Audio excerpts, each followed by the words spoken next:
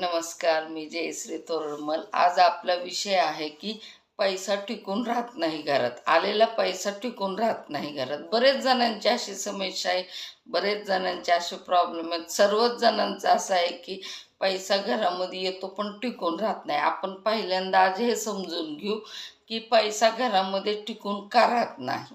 आता कसं असतं बघा, याचे बरेच कारणं असू शकतात. आता कसं आहे, एक तर आपलं आहे ना पेमेंट, काही जणांचा पेमेंट कमी असतो, गरजा भरपूर असतात, त्यामुळेही पैसा टिकून राहत नाही. किंवा आपले बरेच कामं अडकलेले असतात, बरेच खरेदी राहिलेले असतात, घरात बऱ्याच वस्तू घ्यायच्या असतात, पेमेंट कमी आलेला असतो, ते घेण्यामध्ये जातात. असे म्हणजे वेगवेगळे कारणं बरेच असतात. आता कसं असतं, आले पैसे आणि आपण बाजारात गेलो की आपल्याला बऱ्याच काही गोष्टी दिसतात. आपल्याला घ्यायची असती एक वस्तू पण घेऊन येतो तिथं 10 वस्तू आपण, तिथेही एक्स्ट्रा खर्च होतो. म्हणजे असं बऱ्याच ठिकाणी असं होतं की आपल्याला करायची असती एक गोष्ट आणि होतात बऱ्याच गोष्टी. असे कशामुळं होतं की आपल्याकडं एकतर बरेच दिवसांनी पैसे आलेले असतात किंवा आपल्या अपेक्षापेक्षा पैसे कमी आलेले असतात. यामुळे या गोष्टी अशा होत असतात. त्यामुळं आलेला पैसा पटकन जातो. कोणाचे देणं असतं, कोणाचे म्हणजे प्रत्येकाला आपापल्या भरपूर अडचणी असतात.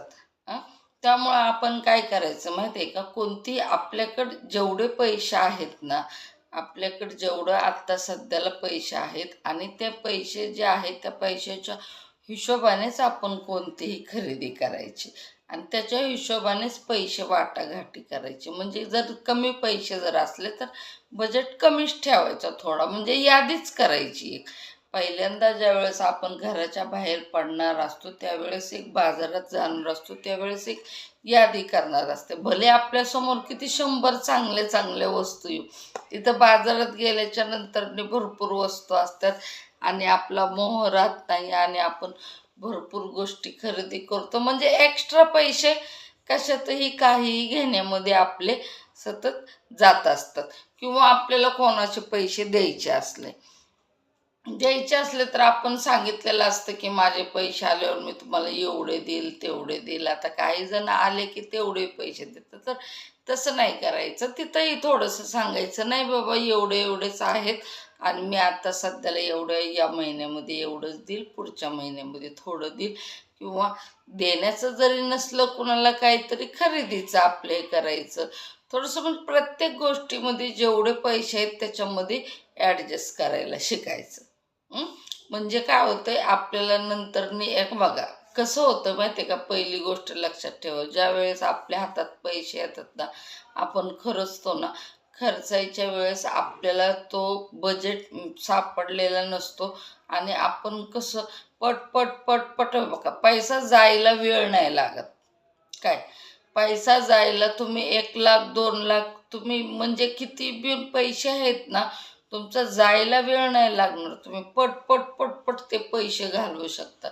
पण पैसे येताना पट येत नाहीत. पैसे यायला खूप वेळ असतो. जरी पैसे असले तरी तो यायला भरपूर वेळ लागतो. म्हणजे पैसा यायला भरपूर वेळ लागतो, जायला वेळ लागत नाही. आणि पैसा जायच्या वेळेसच आपण जास्त काळजी घ्यायची असते. काय पैसा यायचा त्यावेळेस बरोबर येत असतो, पण जाताना आपण जास्त त्याची काळजी घेतली पाहिजे की आपल्या हातातनं पैसा असा वायफट गेला नाही पाहिजे. माणसांच्या भरपूर अपेक्षा असतात. प्रत्येक माणसाच्या अपेक्षा असतात. माणसाचं जीवन म्हणजे अपेक्षावरच असतं.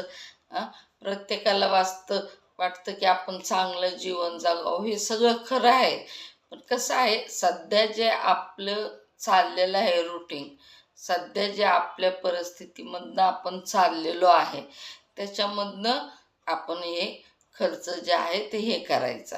म्हणजे याने होतं काय माहिती आहे का, आपल्याला जो पुढं चालून त्रास जो होणार असतो ना नंतर, तो त्रास कमी होत नाही. म्हणजे या सगळ्या गोष्टी त्या आपल्यासाठीच लागू आहेत.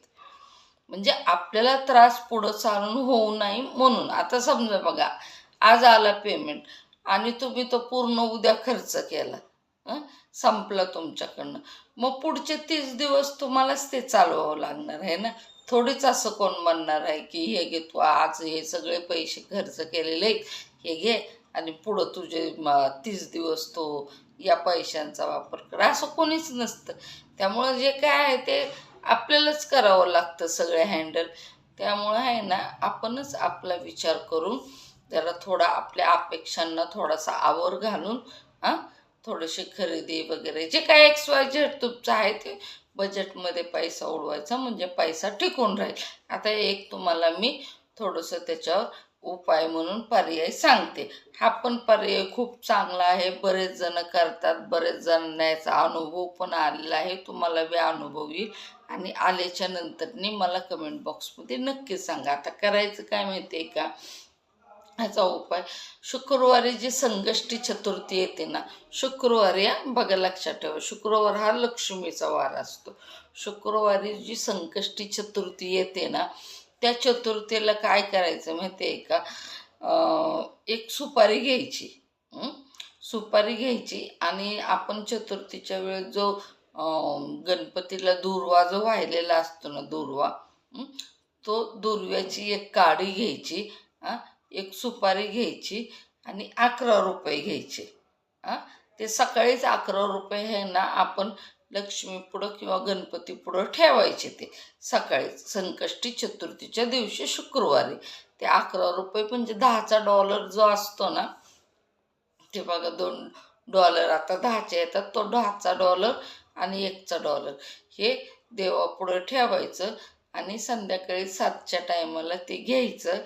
एक हे घ्यायचं, दुर्वा घ्यायचा आपल्या गणेशाजवळचा, एक सुपारी घ्यायची आणि ते 11 रुपये घ्यायचे आणि लाल कापड छोटंसं एक घेऊन यायचं बाजारातनं आणि त्या लाल कापडामध्ये ते असं चुंडी बांधायची. त्याच्यामध्ये आहेत ना 7 लवंगाही बांधायच्या आणि 7 विलायची. 7 लवंगा, 7 विलायची, एक दुर्वा, एक सुपारी आणि 11 रुपये हे घ्यायचे. ते लाल कपड्यामध्ये बांधायचे आणि आपली तिजोरी कपाटाची असो किंवा तुमची व्यवसायाची तिजोरी कोणतीही आपलं पैसे ठेवायचं जे ठिकाण असतं ना, त्या ठिकाणी तुम्ही ते ठेवायचं आणि दर्शन घ्यायचं आणि प्रत्येक चतुर्थीला ते काढायचं, गणपती पुढं ठेवायचं, त्याची पूजा करायची आणि परत ते आपल्या तिजोरीमध्ये ठेवायचं. बघा असं तुम्ही करा. तुम्ही 5-6 महिने असं करा, बघा तुमचे पैसे आपोआप वाढतील आणि खर्चही तुमचा कमी होत जाईल आणि लक्ष्मीही तुमच्याजवळ टिकून राहील. नमस्कार. व्हिडिओ जर आवडत असेल तर नक्की लाईक करत जा, सबस्क्राईब करत जा, कमेंट बॉक्समध्ये जय श्री लक्ष्मी नारायण लिहायचा. नमस्कार.